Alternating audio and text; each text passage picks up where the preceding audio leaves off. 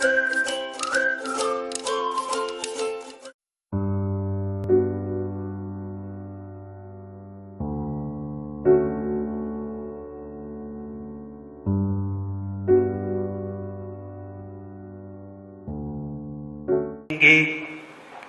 आज की पहली कवयित्री पेशे से चिकित्सक और ख्याति प्राप्त स्त्री रोग विशेषज्ञ हैं। आप मनोरमा देवी डोबरियाल सम्मान, उमा शक्ति सम्मान, जिजीविषा नारी शक्ति सम्मान, महाकवि कालिदास सम्मान, अज्ञाल सम्मान और साहित्य श्री सम्मान से सम्मानित हो चुकी हैं और बिगुल तथा धात जैसी सामाजिक सरोकारों की संस्थाओं से जुड़ी हैं। आपकी कविता के अलावा फोटोग्राफी, खेल, शास्त्रीय संगीत, गायन, ललित कला और नृत्य में गहरी रुचि है। महिला विमर्श, साहित्य, स्वास्थ्य और लोक संस्कृति के क्षेत्र में एक जाना पहचाना नाम है डॉक्टर नूतन गैरोला। मैं सम्मान के साथ आपको आज का काव्य पाठ प्रारंभ करने के लिए मंच पर आमंत्रित करता हूं। अभिनंदन और साथी लोगों को, सभी जो यहाँ प्रांगण में मौजूद हैं, उन्हें भी मेरा सादर अभिनंदन। स्नेह और साथी जो मेरे साहित्यिक साथी लोग हैं और जो यहाँ सुनाने जा रहे हैं। मैं असल में सुनने आई हूँ, सुनाने नहीं आई हूँ, क्योंकि सुनना भी एक बहुत मिलता नहीं है सुनने के लिए। तो मुझे लगता है कि सर्वप्रथम मेरी जगह नहीं थी यहाँ पर, मुझे सुनना चाहिए था, पर बुलाया है तो इसका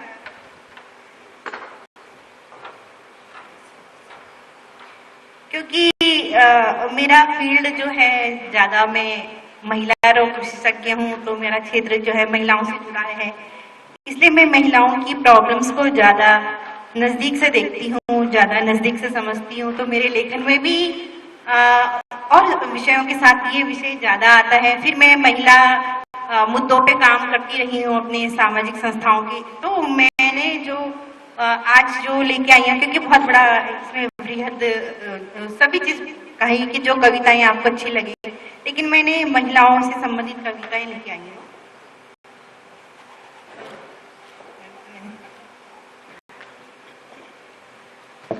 सबसे पहले तो मैं ये कहूंगी कि समय की तो बहुत बड़ी वैल्यू है, तो मैं सबसे पहले तो मैं समय ज्यादा बर्बाद नहीं करूंगी और ये जो कविता कह रही हूँ उसी संदर्भ में कह रही हूँ।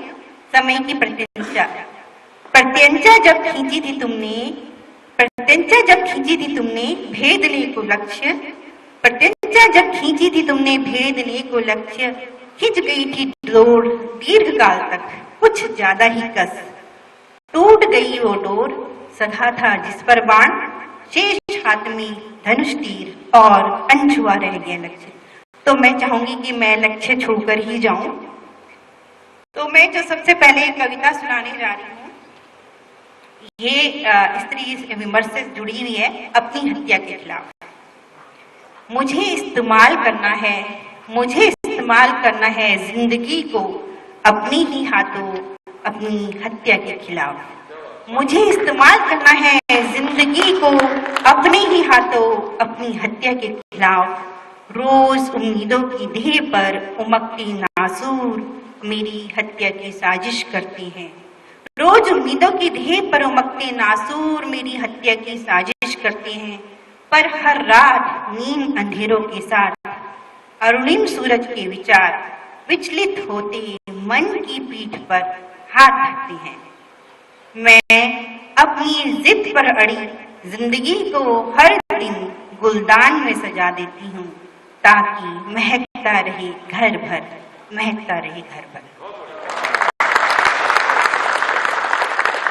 दूसरी कविता है, जैसे कि महिलाओं की सुरक्षा पर प्रश्न उठते हैं। आज हम समाज में देखते हैं कि जहाँ तहाँ महिलाओं के साथ जो घटनाएं घट रही हैं, लड़कियों के साथ। तो दूसरी कविता यह है कि यहाँ आदमियों से खतरा है। प्लीज आदमी लोग नाराज ना हो, ये आदमी जो है दूसरे किस्म के आदमी है। स्त्रियां गुजर जाती हैं अजनबी जंगलों से चौपायों के भरोसे।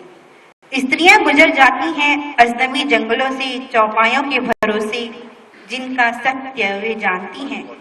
सड़क के किनारे तख्ती पर लिखा होता है, सावधान यहाँ हाथियों से खतरा है। फिर भी वे पार कर चुकी होती हैं जंगल सारा, परंतु गुजर नहीं पाती हैं स्याह रात में या दिन के उजालों में सड़कों और बस्तियों से। कि कांपती है रूह उनकी उनकी तख्तियां उनके विश्वास की सड़क पर लाल रंग से जड़ी जा चुकी हैं। सावधान, यहाँ आदमियों से खतरा है।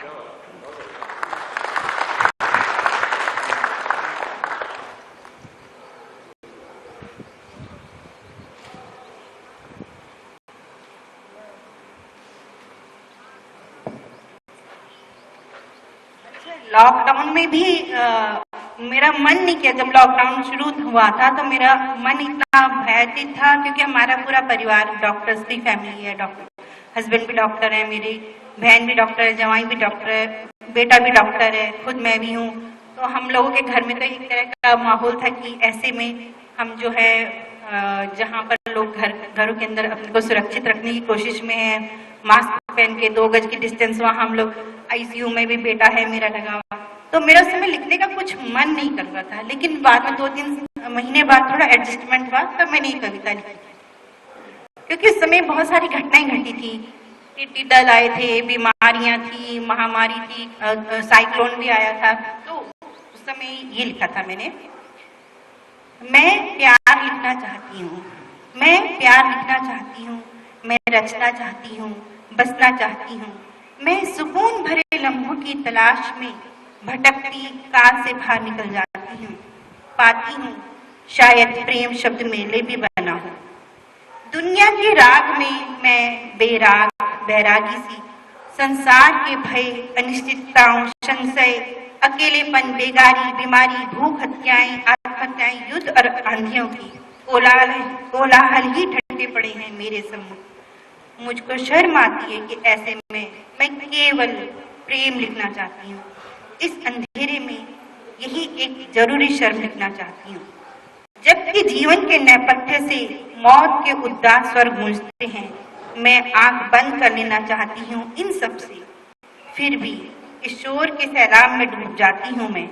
माफ करना मुझे, आप कहेंगे मुझ में हिम्मत की कमी है, पर संवेदनाओं का अतिशय संसार मेरे भीतर हिलोरे भरता है और सुनामी की भयावता के साथ मुझ पर टूट पड़ता है। बेशक मुस्कुराती हूँ मैं, पर भीतर भीतर टूटी जाती हूँ मैं। ऐसे में जब भी मैं प्रेम पर लिखना चाहती हूँ, मेरी कविताएं, कहानियां रह जाती हैं अधूरी, जैसे इन एकांतों में अधूरी सी रह गई हूँ मैं, जैसे इन एकांतों में अधूरी सी रह गई। उस समय सब लोग एकांतवासी थे।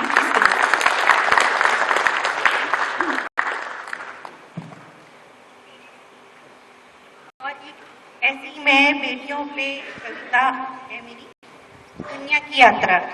दुनिया की यात्रा पर कल ही जरा सी बड़ी हुई बेटियां, कल ही जरा सी बड़ी हुई बेटियां जब बात करती हैं सोलो ट्रैकिंग की, कि चाहती हैं वो एकल यात्राओं में दुनिया को अपनी नजरों से टुकड़ा टुकड़ा महसूस करना और हर यात्रा को जोड़कर पूरी दुनिया बनाना।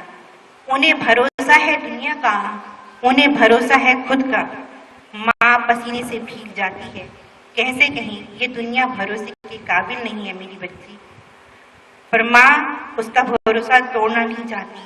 उसे किसी आयातित भय से आक्रांत कर उसके पंख उतरना नहीं चाहती। फिर भी कैसे कहे माँ कि उसके सपनों में बाघ मुंह फाड़कर अपने पंजों और नाखूनों के धार से दबोच चीरकर कच्चा चबाने को आतुर, भैंसे अपने पैने सिंगों से उछाल कर पटकनी देने को व्याकुल, सांप मौका मिलते ही विश्व मन को, घोड़े ऊंट दुलहनियां अपने टापों से कुचलने को। कुछ चिंपैंजी से देख लंबे हाथ बढ़ाते हैं, दांत खटखटाते हैं। कुछ गधे भी उसको अकेला जान शातिर, बेहुदा और आक्रामक हो जाते हैं। पूरा जंगल भाग रहा है उसके पीछे और अपनों से बिछड़कर अकेली निहत्ती इनके बीच अपने बचाव के लिए कूदती है पानी में। शायद कोई तो सुरक्षित दुनिया हो उसके लिए। रक्त पिपासु तेज धार शार्क के जबड़ों के बीच बिजली से भरी ईद, या मिनटों में चट कर जाने वाली पिरानों के समूह, या जहरीली जेलीफिश, या पानी के धमघोटू वातावरण में। नहीं, ये जहां इतना आसान नहीं है जीने के लिए मेरी बच्ची। कैसे कहे माँ बेटी को कि सपने, कैसे कहे माँ बेटी को कि सपने इर्द गिर्द घटनाओं का प्रतिबिंब होते हैं, और यह पूरी दुनिया छलावे का जंगल है जहाँ मानव की खाल के भीतर ही छिपा दुनिया का सबसे क्रूर जंगली जानवर अपने पैने दांत, पंजे और लोलुप जीभ छुपाए कभी गर्भ में ही बेटियों का शिकार करता है, तो कभी अस्मिता के बगैर बेटियां मिटा दी जाती हैं अपने वंश वृक्ष से भी। नपुंसक समाज की हत्यारी हवाओं में बेटी को कुचलने के ख्यालात इन दिनों की रवायत हो गए हैं। और ऐसे में माँ समझाती है, मेरी बच्चियां खरगोश सी नाजुक जंगली प्रवृत्ति से अनभिज्ञ और मेरी बच्चियां खरगोश सी नाजुक जंगली प्रवृत्ति से अनभिज्ञ बेफिक्र इस जंगल में खुशियों को बांटना चाहती हैं। माँ देती है आशीर्वाद, जाओ मेरी बच्चियों, अपनी दुनिया को जानो, हर स्पर्श और आहट को पहचानो, ठिठको और सुनो अपने अंतर मन को, सीखो पुकारना और पुकार पर गोलबंद होना। हर खतरे पर बदलो पैतरे, बदलो रंग, अपने में भरो जंगल की ताकत, युद्ध की कलाएं और अपना मार्ग प्रशस्त करो। जाओ मेरी बच्चियों, दुनिया की यात्रा पर जाओ।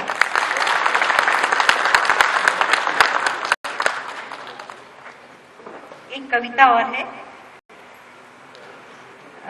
कितना टाइम कितना हुआ होगा?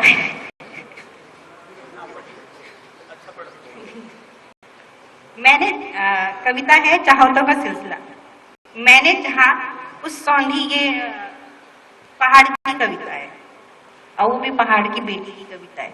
मैंने चाहा उस सौंधी खुशबू वाले मिट्टी के मकान पर बैठना। मैंने चाहा सौंधी खुशबू वाले मिट्टी के उस 2 मंजिले मकान पर बैठना जो पहाड़ी के शीर्ष पर ऐन फलदार पेड़ों के बीच बगीचे की हिफाजत के लिए बनाया गया है। और चाहा आंखें मूंद कर अपने पूर्वजों को याद करना, बैठकर उस झोलदार चारपाई पर जिस पर दादी बैठा करती थी और मिचमिचाकर आंखें अपनी परंपराओं, अपनी रीतियों और अपने मायके के घर को याद करती, रुआंसी सी होती और कहानियां सुनाती, फिर हंस पड़ती। होता था वहां दार की लकड़ियों पर फूस का छत और धुएं के नीचे चूल्हे की आग पर होते मिट्टी के लिपे बर्तन, पीछे की कढ़ाई पर गाढ़ा दूध और आगे की आंच पर दाल, साग, भुजी, लाल मिर्च, भुटी, जख्या, तड़का, छ्यामिया, बिजले खंड से सदी हुई लय पर घुड़चियां, दही बिलोने की आवाज, जीवन का स्वाद, मंडवे की रोटी, पतीली पर मक्खन, लोटे में मट्ठा, राजमा की दाल, लाल भात, लालटेन की रोशनी, दीवारी पर बंधा घुटू कुत्ता और डर का बाग, सुबह चमकती ओस की बूंदे, कांच से जमी पानी की परतें, घर के पीछे कलकल करता बहता पानी का मंगरा और ताजे रसीले सेवों का स्वाद। गांव के मध्य प्राचीन कालीन चट्टान पर चिकनी फिसलन पट्टी और बच्चों की किलकारियां रड़ घुसी। बगल में खिले बुरांस का पेड़ कि जिसकी छाया में घसियारियां सुस्ताती थी। विडंबना कि अब ना वहाँ पेड़ है, ना वह चट्टान, न बाग, न मंगरा, न जंगल, न जानवर, न सेब, न चूल्हा, न बर्तन, न लोग, न मिट्टी का वह प्यारा मकान। सीमेंट अटा पड़ा है, पर जंगल गांव घर में आज भी मैं हूँ। आज भी वे मुझ में हैं और मैं उन्हें जीती हूँ रोज। मैं हूँ बेटी उस गांव की, उस घर की। धन्यवाद। थैंक यू सभी को, बहुत धन्यवाद कि सबने बड़े आराम से सुना, हालांकि मैंने उस तरीके से सुना नहीं पाई। Thank you.